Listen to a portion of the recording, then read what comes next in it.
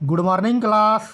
आज हम लोग क्लास 10th में एक्सरसाइज NCERT का प्रश्नावली जिसको कहते हैं 11.1 रचना के विषय में पढ़ेंगे। जो स्टूडेंट नए हैं वो वीडियो को शुरू से अंत तक देखिए। अगर वीडियो पसंद आए तो चैनल को सब्सक्राइब कीजिए ताकि जब भी वीडियो हम अप टू डेट करें तो आपको नोटिफिकेशन मिल सके। इससे पहले 11.1 रचना में 1, 2, 3 बता दिए। आज हम लोग 4 नंबर हिसाब के विषय में पढ़ेंगे। कर आधार 8 सेंटीमीटर तथा ऊंचाई 4 सेंटीमीटर के एक समद्विबाहु त्रिभुज की रचना करो और फिर एक अन्य त्रिभुज की रचना कीजिए जिसकी भुजाएं इस समद्विबाहु त्रिभुज की संगत भुजाओं की 1/2 गुनी हो। तो अब क्या करते हैं, सबसे पहले हम लोग आधार लेते हैं। कितना? तो 8 सेंटीमीटर। तो 8 सेंटीमीटर हम लोग क्या कर लिए, आधार ले लिए। यहाँ से देखिए आपको 8 सेंटीमीटर दिख रहा होगा और यहाँ से आपको एक, ये दोनों बिंदु को अगर हम मिला दिए तो हमारा क्या पुर गया, 8 सेंटीमीटर। इसका नाम दे दिया हम लोग, इसका B, इसका C। और क्या आ रहा है, 4 सेंटीमीटर ऊंचाई। तो हम लोग क्या करेंगे, 4 सेंटीमीटर देखिए यहाँ से ये वाली बिंदु और ये वाली बिंदु को हम लोग माप के इसको हम क्या करेंगे, समद्विबाहु करेंगे। ठीक ना, थोड़ा सा गड़बड़ा गया तो यहाँ से ये हमारा फिक्स हो गया। इसको हम लोग क्या करेंगे, 4 में बांटेंगे। एक बार ऐसे कटाएंगे और फिर दोबारा हमको इस तरह से कटाना है। ठीक ना, इस तरह से हम लोग क्या कर दिए, कटा दिए। थोड़ा सा मिस हो गया, ठीक, उसको आपको क्या करना है, बराबर पार्ट में कटाना है। कटाने के बाद अब क्या करना, ये जो है इससे हमको 4 सेंटीमीटर नाप के, यहाँ देखिए आपको 4 सेंटीमीटर पुर रहा है ना, देखिए यहाँ पे पुर रहा है 4 सेंटीमीटर। तो इसको हमको 4 सेंटीमीटर समद्विबाहु करना है। तो समद्विबाहु 4 सेंटीमीटर। थोड़ा सा यहाँ मिस्टेक होगी, आप सही से बनाइएगा, नाप लीजिएगा। ठीक ना, हम रात में वीडियो बना रहे हैं, इसके वजह से थोड़ा सा देखने में हमको परेशानी हो जाता है। ठीक ना, तो अब यहाँ क्या करना, ये वाली बिंदु को यहाँ से और यहाँ इसको हम क्या करेंगे, मिला देंगे। मिला दिए तो फिर क्या करेंगे, ये वाले बिंदु को और ये वाले बिंदु को हमको मिला देना है। मिलाने के बाद अब क्या करना है, इसका नाम दे दिए A। हमको लगता है कि अब समझ लिए होंगे। अब क्या करेंगे, ये हमारा देखिए स्केल। अब हम किसी भी नाप का क्या करेंगे, लेंगे 1.5 सुई से, और किसी भी नाप का लेने के बाद यहाँ से A बिंदु से हम यहाँ पर क्या बनाएंगे, एक न्यून कोण बनाएंगे। मतलब न्यून कोण मतलब होता है कि 90 डिग्री से कम, मतलब 60 डिग्री का कोण बनाएंगे। यहाँ से क्या कर दिया हम लोग, 60 डिग्री का कोण बना लिए। और कह रहा है कि 1/2 मतलब इसको गुना करेंगे तो इसको गुना करेंगे 1 और 3/2। तो यहाँ 3/2 लेंगे। तो इसको हमको क्या करना है, यहाँ से और ये वाली बिंदु जो हमारा न्यून कोण 90 डिग्री का मिला, इसको हमको यहाँ से इसको ऐसे मिला देना है। ठीक, ये हमारा 60 डिग्री का कोण हो गया। हमको लगता है कि आप समझ लिए होंगे। और फिर क्या करेंगे, हम लोग किसी भी नाप का लेंगे और किसी भी नाप का लेने के बाद अब इसको हम यहाँ से कटाएंगे। इसका नाम दे देंगे B1, B2 और B3।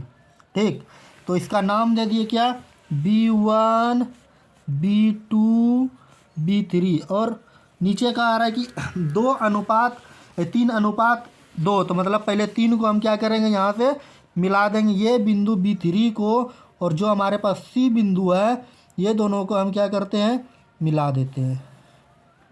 ठीक, मिलाने के बाद अब क्या करते हैं, हम लोग किसी भी नाप का एक चाप खींचते हैं। किसी भी नाप का मतलब B से हमारा छोटा होना चाहिए। यहाँ से हम लोग क्या किए, इस तरह से एगो चाप खींचे। चाप खींचने के बाद अब क्या करना है, B से फिर एक इस तरह से चाप खींचना है। और ये हमारा चाप जो बना था, ये चाप की लंबाई और ये चाप की लंबाई को हम लोग माप लेते हैं। ठीक, मापने के बाद आपको दिख रहा होगा। तो यहाँ से क्या करते हैं, इसको ये वाली बिंदु जो कटा था इसको हम लोग मिला देते हैं। मिलाने के बाद अब यहाँ जो ये वाली हमारा बिंदु निकला, बस इसी का काम था। B2 को B2 से यहाँ से, और ये चाप का बिंदु जो हमारा मिला था, इसको ये दोनों रेखा को हम बिंदु को मिलाते हुए एक रेखा खींच लिए। हमको लगता है कि आप यहाँ पर समझ लिए होंगे। और इसका नाम हम दे दिए E। बात समझे। अब फिर क्या करेंगे, आप उसी नाप का लीजिए या किसी भी नाप का लीजिए, यहाँ से लेना है, ठीक। और इस तरह से क्या करना है, कटा देना है। कटाने के बाद अब क्या करना, फिर उसी नाप से यहाँ से एक तरह कटा देना है। और कटाने के बाद अब देखिए ये जो हमारा नाप है ना, इसको यहाँ से यहाँ देखिए ये नाप लेना है इस तरह से, ठीक। नाप लेने के बाद और उसी नाप से यहाँ से अब क्या करना है, कटा देना है इस तरह से यहाँ। तो हमारा देखिए यहाँ पर ये वाली रेखा मिल गया, ये वाली जब बिंदु मिला, तो अब ये वाली बिंदु को और ये वाली बिंदु को हम क्या करते हैं, मिला देते हैं। जब मिला देते हैं तो ये हमारा डी बन गया। बात समझे? हमको लगता है कि आप समझ लिए होंगे। अगर समझ में नहीं आ रहा है तो आप क्या कीजिएगा, कमेंट ज़रूर कीजिएगा कि सर हमको यहाँ पे समझ में नहीं आ रहा है। अगर समझ में आ रहा है तो आप क्या कीजिए, चैनल को सब्सक्राइब कीजिए, ठीक। अब देखिए, अब इसका रचना का प्रकार, ये हमारा हिसाब नंबर 4 है। और अब हम क्या करना है, रचना का प्रकार करना है। तो हम लोग रचना में क्या किए, तो सबसे पहले क्या लिए, ये 8 सेंटीमीटर था,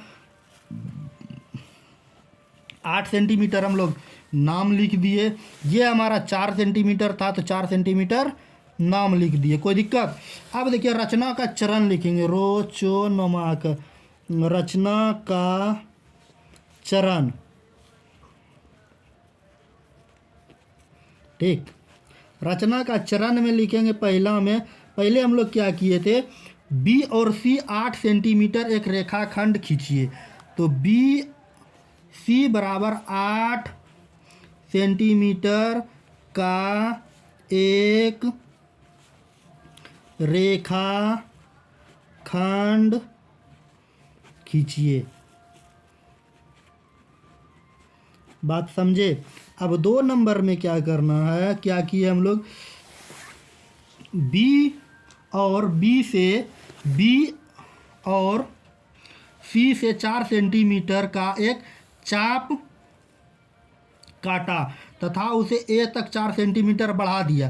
तो हम क्या किए, बी और सी से एक चाप काटा और इसको 4 सेंटीमीटर का ए तक बढ़ा दिया। तो 2 नंबर में लिखना है, बी और सी से 4 सेंटीमीटर का चाप का हटिए तथा उसे ए तक 4 सेंटीमीटर तक बढ़ा दीजिए, ठीक। अब 3 नंबर में क्या लिखना, 3 नंबर हम लोग क्या किए थे, बी पर न्यूनकोण बनाते हुए क्या किए थे, बी पर न्यूनकोण बनाते हुए। तो अब लिखेंगे यहाँ बी पर न्यूनकोण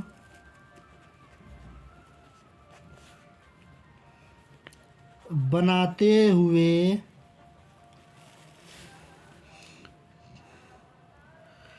बी से बी को क्रमशः B1, B2 एवं B3 को बोरो बराबर भागों में बांटिए, ठीक। और 4 नंबर में क्या करना है, B3 को सी से मिला दीजिए। अब क्या किया, B3 को सी से मिला दिए, तो मिला दिए। अब 5 नंबर में क्या करना है, B2 पर क्या किए हम, एक